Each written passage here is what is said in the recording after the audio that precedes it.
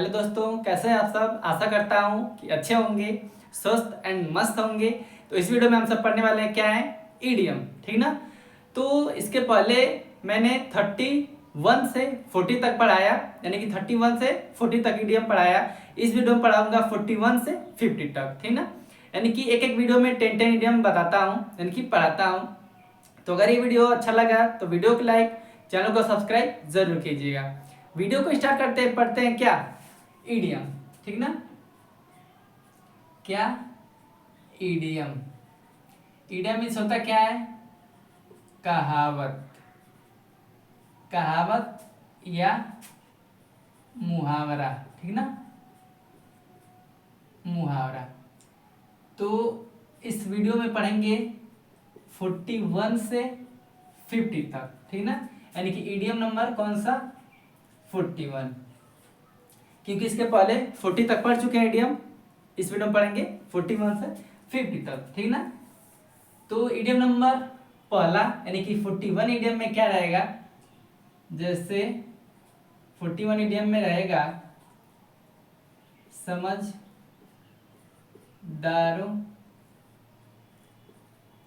के लिए इशारा काफी होता है। ठीक ना। ईडीएम नंबर 41 क्या है, समझदारों के लिए इशारा काफी होता है। तो इसका इंग्लिश क्या होगा, यानी कि इस ईडीएम को इंग्लिश में कैसे बोलेंगे, यानी कि word is enough, a word is enough to wise. ठीक ना। यानी कि मीन्स एक वर्ड मीन्स शब्द, इज मीन्स होता है, यहाँ पे इसका क्या होता है, एनफ मीन्स पर्याप्त, टू वाइज मीन्स होता है क्या, बुद्धिमान। यानी कि बुद्धिमान के लिए एक शब्द ही क्या पर्याप्त होता है, यानी कि बहुत होता है समझाने के लिए। ठीक है, यानी कि समझदारों के लिए इशारा ही काफी होता है। इशारा का मतलब एक ही वर्ड क्या काफी होता है, वो एक ही वर्ड में एक सेंटेंस को समझ जाते हैं। ठीक ना। तो a word is enough to wise, तो इस इडियम का अर्थ तो आप लोग समझ गए होंगे, समझदारों के लिए इशारा ही काफी होता है। यानी कि a word is enough to wise, यानी कि बुद्धिमान व्यक्ति के लिए एक शब्द ही पर्याप्त है। ठीक ना। अब पढ़ते हैं इडियम नंबर 42। ठीक ना, इडियम नंबर 42। इडियम नंबर 42 में क्या रहेगा, यानी कि जैसी करनी वैसी भरनी। ठीक ना, वैसी भरनी। इडियम नंबर 42 है, जैसी करनी वैसी भरनी, यानी कि as you sow you reap. Idiom number 42 क्या है, जैसी करनी वैसी भरनी, एज यू सो, यानी कि एज मीन्स जैसा, यू मीन्स तुम, सो मीन्स बोते हो, यानी कि बोगे, so means so you reap, ये रीड नहीं क्या रहेगा, रिप। ठीक ना, रिप मीन्स काटना, सो मीन्स बोना, रिप मीन्स काटना। यानी कि एज यू सो, जैसा आप बोगे, सो यू रिप वैसा काटोगे। ठीक ना। यानी कि जैसी करनी वैसी भरनी, जिस प्रकार का कर्म करोगे वैसा ही फल मिलेगा। यानी कि बुरे कर्म का बुरा नतीजा और अच्छे कर्म का अच्छा नतीजा होगा। ठीक ना। यानी कि कर्म के अनुसार जैसी करनी वैसी भरनी, as you sow you reap. ठीक ना। अब पढ़ते हैं इडियम नंबर 43। ठीक ना। तो इडियम नंबर 43 में क्या रहेगा, यानी कि आंवले का खाया, आंवले का खाया बड़ों का कहा, बड़ों का कहा बाद में मजा देता है। ठीक ना। तो इडियम नंबर 43 में क्या है, आंवले का खाया बड़ों का कहा बाद में मजा देता है। तो इसे इंग्लिश में कैसे बोलेंगे, यानी कि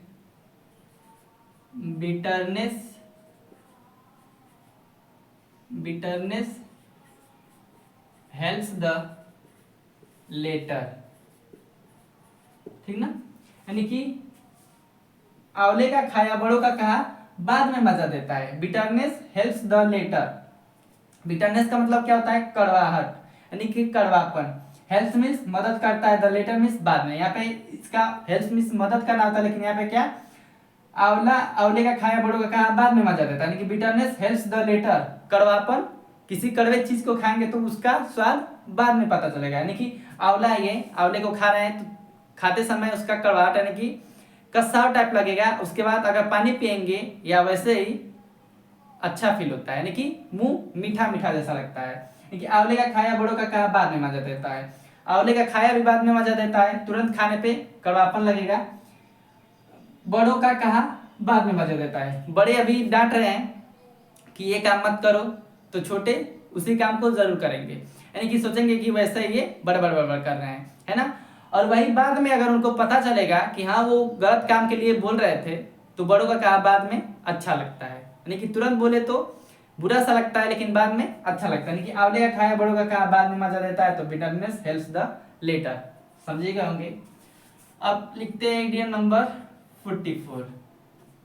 इडियम नंबर 44 में क्या रहेगा, इडियम नंबर 44 में रहेगा जो तोके काटा बोए, जो तोके काटा बोवे ताही तू बोवे फूल। इडियम नंबर 44 में क्या है, जो तोके काटा बोवे ताही तू बोवे फूल, ठीक ना। तो इसे इंग्लिश में कैसे बोलेंगे, यानी कि रिटर्न, जो तोके काटा बोवे ताही तू बोवे फूल, return good, return good for evil, ठीक ना, रिटर्न गुड फॉर एविल।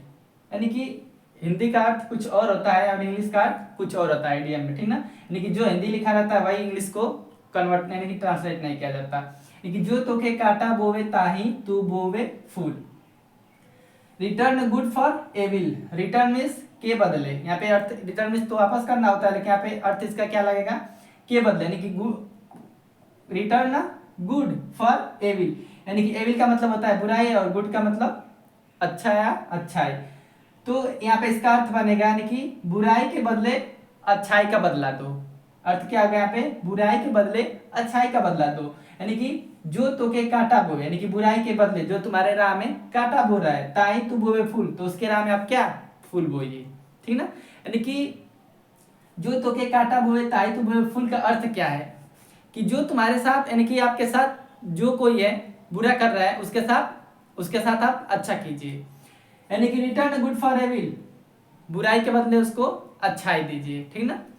तो अब पढ़ेंगे इडियम नंबर 45, यानी कि 44 तक पढ़े इस यहाँ। अब इडियम नंबर लिखते हैं क्या, 45, ठीक ना। तो इडियम नंबर 45 में क्या रहेगा, इसे थोड़ा ऊपर करते हैं, यानी कि इडियम नंबर 45 में रहेगा जो होना था वह हो गया, ठीक ना। जो होना था वह हो गया, तो इसे इंग्लिश में कैसे बोलेंगे, यानी कि what's done is done, what's done is done, यानी कि जो होना था वह हो गया, व्हाट्स डन इज डन। तो इस इडियम को तो आप लोग समझ ही रहे होंगे, यानी कि कोई ऐसा दुर्घटना होने वाला रहता है, पहले से किसी को अनुभव रहता है, पता रहता है, यानी कि कुछ होने वाला है, तो उससे बाद में क्या बोलते हैं, जो होना था वह हो गया, यानी कि अब कुछ नहीं होगा, जो होना था वो हो गया, ठीक ना। अब लिखते हैं इडियम नंबर 46, ठीक ना, इडियम नंबर 46। इडियम नंबर 46 में क्या रहेगा, यानी कि काम काम प्यारा होता है, चाम नहीं। ठीक ना। तो इसे इंग्लिश में कैसे बोलेंगे, यानी कि क्या बोलेंगे इंग्लिश में? Handsome is that, handsome is Dutch. ठीक ना। हैंडसम इज डच, यानी कि काम प्यारा होता है, चाम नहीं। Handsome is that, handsome is Dutch. ठीक ना। तो इस इडियम का मतलब, यानी कि इस इडियम का अर्थ क्या होगा? काम प्यारा होता है, चाम नहीं। यानी कि किसी व्यक्ति को कोई नौकरी दे रहा है तो उसको, यानी कि उसका चाम ना देखे, यानी कि उसका स्किन ना देखे कि वो काला है या गोरा, यानी कि उसके काम को देखे कि वो उस कंपनी में या उस फैक्ट्री में कैसा काम कर रहा है। ठीक ना। तो उसे तो काम पे ही नौकरी मिलेगी, यानी कि बुराई या कालापन पे नहीं। यानी कि काम प्यारा होता है, चाम नहीं। किसी भी व्यक्ति का काम प्यारा होता है, यानी कि स्किल नहीं, क्या होता है? वर्क, यानी कि उसका कार्य अच्छा लगता है, यानी कि अच्छा लगना चाहिए। तो समझ रहे होंगे इस इडियम को। अब लिखते हैं इडियम नंबर 47। ठीक ना। Idiom number 47। तो इडियम नंबर 47 में क्या रहेगा? आज यहाँ, कल कहाँ। ठीक ना। कल कहाँ, तो इसे इंग्लिश में क्या बोलेंगे? Here today, here today and gone tomorrow. ठीक ना। तो इडियम नंबर 47 में क्या है? आज यहाँ कल कहाँ, आज यहाँ कल कहाँ। तो here today and gone tomorrow, इस इडियम को तो समझ रहे होंगे। आज यहाँ कल कहाँ, यानी कि जिंदगी का कोई भरोसा नहीं, कोई ठिकाना नहीं कि आज हम यहाँ हैं और कल कहाँ होंगे। ठीक ना। यानी कि आज यहाँ कल कहाँ, कोई ठिकाना नहीं है किसी के जिंदगी का कि आज यहाँ है और कल उसे कहाँ जाना है, कहाँ नहीं जाना है। तो समझ रहे होंगे इस 47 इडियम को, नहीं बहुत छोटा सा इडियम है, आज यहाँ कल कहाँ। अब लिखते हैं इडियम नंबर 48। ठीक ना। Idiom number 48। तो इडियम नंबर 48 में क्या रहेगा? इडियम नंबर 48 में रहेगा मौत का समय, मौत का समय मालूम नहीं, मौत का समय मालूम नहीं। तो इसे इंग्लिश में क्या बोलेंगे? Death keeps, death keeps no calendar. ठीक ना। इडियम नंबर 48 में क्या है? मौत का समय मालूम नहीं, मौत का समय मालूम नहीं। तो death keeps no calendar, no calendar sorry. Death means मृत्यु, यानी कि मौत। कीप्स मीन्स नहीं रखा, यानी कि रखना। और नो, ये नो रहेगा। ठीक ना। नो, नो मीन्स नहीं, कैलेंडर मीन्स, यानी कि कीप्स मीन्स रखा है, नो मीन्स नहीं, कैलेंडर मीन्स पंचांग में। यानी कि किसी के मौत का समय, यानी कि पंचांग में नहीं रहता, मौत का समय मालूम नहीं। तो डेथ कीप्स नो कैलेंडर, ये भी इडियम समझ रहे होंगे आप लोग। यानी कि मौत का समय, किसी को किसी के मौत का समय मालूम, यानी कि पता नहीं होता है, न ही उसका डेट कैलेंडर में रखा जाता है कि कौन किस दिन मरेगा, यानी कि डेथ कीप्स नो कैलेंडर। तो इसे इंग्लिश में क्या बोलेंगे? Death keeps no calendar. अब पढ़ते हैं इडियम नंबर, यानी कि 49। ठीक ना। अभी तक तो पढ़े इडियम नंबर 48 तक। अब पढ़ते हैं इडियम नंबर 49। देखते हैं इडियम नंबर 49 में क्या आता है। इडियम नंबर 49 में आएगा नाउ, नाउ कितना बाल, कितना बाल। तो जजमान, जजमान सामने आएगा, ठीक ना।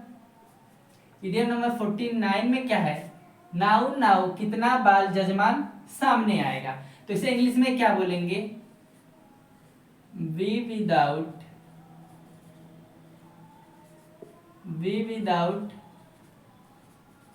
वरी, ठीक ना।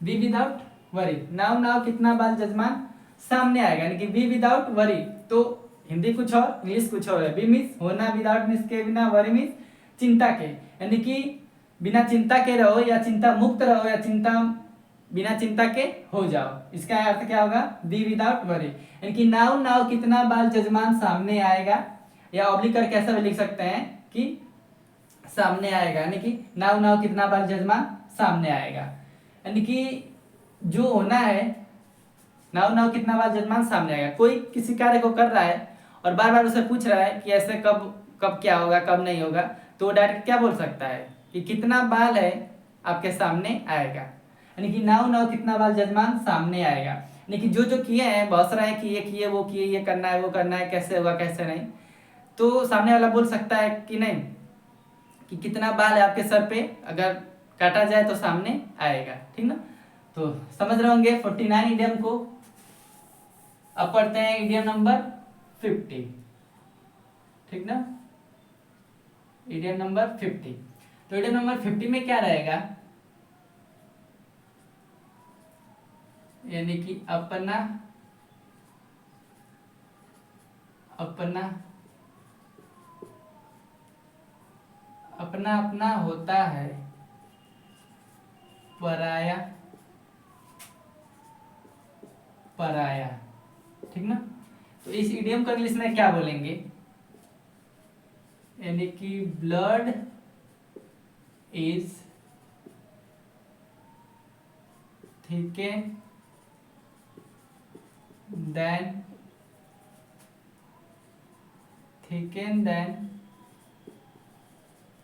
वाटर, ठीक ना। अपना अपना होता है, पराया पराया, ठीक ना। तो blood is thicker than water, blood means खून या रक्त, इज मीन्स होता है, थिकन मीन्स अत्यधिक मोटा, देन मीन्स के अपेक्षा, वाटर मीन्स पानी के, यानी कि ब्लड कितना भी पतला रहेगा तो पानी की अपेक्षा मोटा ही होगा, यानी कि हिंदी में कुछ और इंग्लिश में कुछ और, यानी कि इडियम हिंदी का कन्वर्ट नहीं किया जाता इंग्लिश में इडियम को, ठीक ना। अपना यानी कि चेंज ही रहता है इडियम में, हिंदी और इंग्लिश। अपना अपना होता है, पराया पराया। तो इस इडियम को समझ रहे होंगे कि अपना अपना होता है और पराया पराया ही रहेगा, ठीक ना। कितना भी करीब उसके आप रहने की कोशिश करें या वो आपके वो अपनापन दिखाई देगा, यानी कि अपना अपना होता है, पराया पराया। तो इस इडियम को इंग्लिश में बोलेंगे blood is thicker than water, ठीक ना। तो ये था 41 से 50 तक इडियम, यानी कि 10 इडियम इसमें भी पढ़ाया। तो कैसा लगा मेरा ये पढ़ाया गया इडियम, अगर अच्छा लगा हो, यानी कि जैसा भी लगा हो कमेंट में ज़रूर बताइएगा। और मिलते हैं नेक्स्ट वीडियो में एक नए टॉपिक के साथ, तब तक के लिए जय माता दी।